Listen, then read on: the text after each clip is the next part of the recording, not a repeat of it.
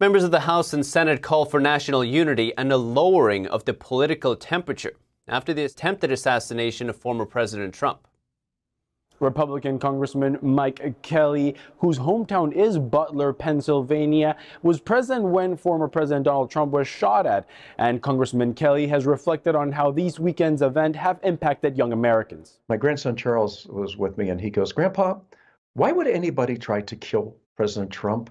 And I said, "Charles, I can't answer that. No, for a 9-year-old to try and process what's going on."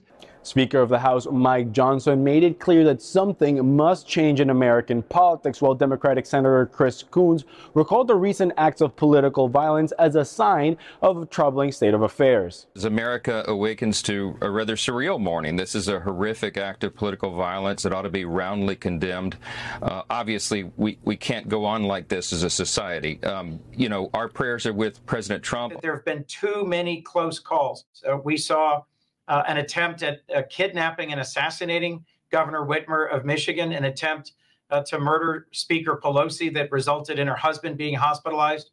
My own close friend, Jeff Flake, was standing next to Steve Scalise when he was shot in an assault in our nation's capitals. Democratic Senator Cory Booker denounced the divisions amongst Americans, and Republican Senator Lindsey Graham called for the political rhetoric to be toned down. And I'm now convinced that the greatest threat to this nation is not some foreign adversary.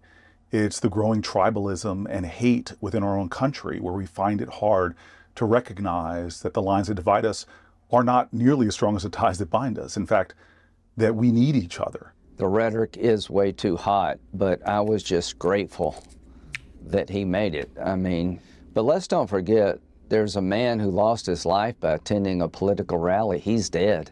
Secret Service will provide private briefings to the House Oversight and Homeland Security Committees on Saturday's shooting.